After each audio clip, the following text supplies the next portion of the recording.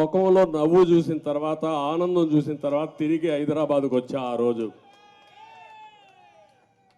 ఈరోజు నేను అడుగుతున్నా, ఈ ప్రభుత్వం ఉంది, కాలువల తొవల, మురికి కాలువల్లో మట్టి తీలా, నీళ్ళు వచ్చాయి, కాలువలు పొలాలన్నీ కలిసిపోయి 4 రోజులుంటే చేతికొచ్చే పంట మొత్తం నీటి పాలైపోయే పరిస్థితి వచ్చింది. అవునా కాదా అని మిమ్మల్ని అడుగుతున్నా.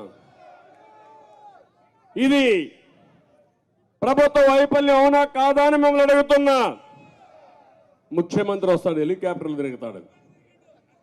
హెలికాప్టర్లో తిరిగితే కనపడుస్తుంది తమ్ముళ్ళు. నేను 2 రోజులు ఊరూరికి తిరిగాను, మీ బాధను అర్థం చేసుకున్నాను.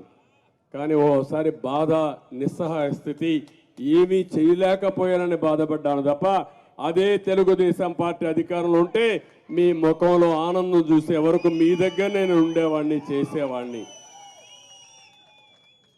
ఇలాంటి ఒక వ్యవస్థ కాదు. ప్రతి సంవత్సరం జాబ్ క్యాలెండర్ అన్నాడు, ఇచ్చాడా? ఒక్కడికి ఉద్యోగం వచ్చిందా ఈ రాష్ట్రంలో? మొత్తం ఇండస్ట్రీస్ అన్నీ పారిపోయినాయా లేదా? పారగొట్టాడా లేదా? వాళ్ళు పోకపోయినా తరివేశాడు. అంటే వాటాల కోసం కక్కుర్తిపడి అందరినీ తరివేశాడు.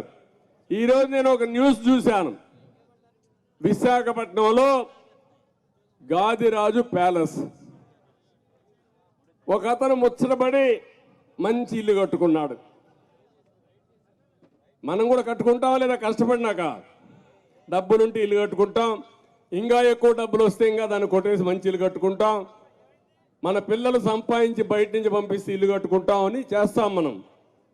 వీళ్ళు పోతా ఉంటే ఇది ఏదో చూడాలి, ఇది నేను కూడా ఇంకా డెప్త్కి వెళ్ళాలి.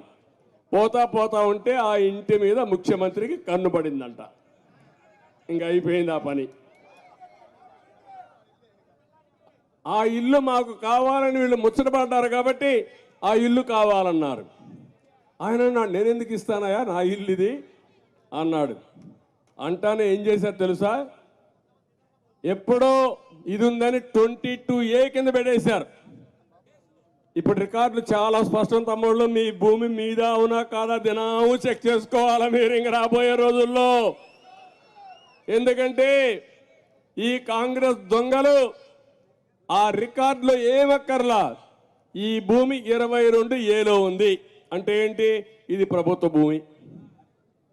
మీ తాత ఇవ్వచ్చు, మీ ముత్తాత ఇవ్వచ్చు మీకు. ఇంకా అక్కడి నుంచి నువ్వు కుయ్యమరు అంటే సగం నాకు ఇస్తావా చెప్పు, అప్పుడు నీకు ఇస్తా. లేకుండా మొత్తం ఇచ్చేసి 20 లక్షల ఆస్తి 5 లక్షలు ఇస్తారు. ఇటీవల సెటిల్మెంట్లో అన్ని అదే జరిగింది సర్వేలో.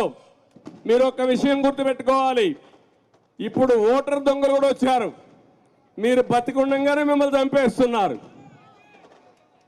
అంటే ఏంటి అరాచకాలను అడుగుతున్నా మిమ్మల్ని అందరూ ఆలోచించుకోవాలి మీరు. ఇదేదో నా కోసరం కాదు నేను చెప్పేది, మీ కోసరం, మీ పిల్లల కోసరం, ఈ రాష్ట్రంలో ఉండే ప్రజల కోసరం. ఇలాంటి అరాచకాలు నేను ఎప్పుడు ఊహించలా. ఇలాంటి ఈ కళ్యాణ మండపాన్ని చూస్తే ఇప్పుడు కొత్తగా ఒకటి తెచ్చారు. నేను చెప్పింది ఈ గాదిరాజు ప్యాలెస్ది. ఆ కళ్యాణ మండపాన్ని చూస్తే 94లో అతను కొన్నాడు, కొని కట్టుకున్నాడు. అతను చాలా స్పష్టంగా చెప్పాడు, ఈ కళ్యాణ మండపం నేను ఎప్పుడో కొన్నాను, ఇవన్నీ కూడా ల్యాండ్ కొన్నాను, అప్పుడే అరియర్స్ అన్ని పే చేశాను, ఎలాంటి డిస్ప్యూట్ లేదంటే వీళ్ళు 22A కింద పెట్టి అక్కడి నుంచి అతన్ని వేధించడానికి మొదలుపెట్టే పరిస్థితికి వచ్చారు. ఒక్క విశాఖపట్నంలో 40,000 కోట్ల రూపాయలు చేసే ఆస్తుల్ని వీళ్ళు కబ్జా చేశారు, సెటిల్మెంట్ చేశారు.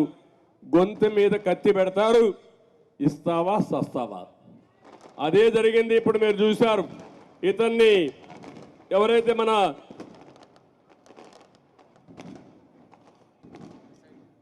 ఇప్పుడే రవిబాబు ఎవరైతే ఉన్నాడో, సాయిబాబు ఎవరైతే ఉన్నాడో ఆయన చూశారు. సాయిబాబును చూస్తే ఆయన వినలేదు కాబట్టి PD act, preventive detection act, అది పీడీ యాక్ట్ అంటే ఇంకా బెయిల్ కూడా రాదు, ఇమ్మీడియట్గా అరెస్ట్ చేస్తారు. తర్వాత ఎప్పుడో వస్తే 2 ఏళ్లకో 3 ఏళ్లకో బెయిల్ వస్తుంది. అధికారం ఉందని ఇలాంటి తప్పుడు కేసులు పెట్టినప్పుడు ఈ గాదిరాజు ప్యాలెస్ ఓనరు బెదిరించారు. ఇప్పుడు పేపర్లో వచ్చిన ఇవన్నీ బెదిరిస్తే ఆయన భయపడిపోయి ఇప్పుడు స్టేట్మెంట్ ఇచ్చాడు. నన్ను ఎవరు అడగలేదు, నా ఇల్లు నాదే, నా కళ్యాణ మండపం నాదే, నాకేం సంబంధం లేని స్టేట్మెంట్ ఇచ్చే పరిస్థితికి వచ్చారు. ఇక్కడే గుంటూరులో శంకర్ ప్యాలెస్ మీకు చాలా మంది తెలిసి ఉంటుంది, ఐడియా ఉందా? శంకర్ ప్యాలెస్, శంకర్ విలాస్, మా చెల్లెమ్మ అంటా శంకర్ విలాస్. శంకర్ విలాస్ని పాప ఆ తల్లి చెప్పిన రంగనాయకమ్మ, ఆ రంగనాయకమ్మ చేసిన తప్పేంటంటే ఎల్జీ పాలిమర్స్ యాక్సిడెంట్ అయింది, ఇది తప్పని ఒక ట్వీట్ పెట్టింది. అదే ఆ మహాతల్లికి శాపంగా మారింది. నెక్స్ట్ డే ఆవిడని అరెస్ట్ చేశారు. అరెస్ట్ చేసినారుగా కోర్టు తీసుకుపోతే 41A నోటీస్ ఇమ్మని చెప్పారు. ఆ రోజు మేము కూడా సహకరించాం. అక్కడి నుంచి ఆవిడ మీద పడ్డారు. ఆవిడ మీద పడి ఆ శంకర్ విలాస్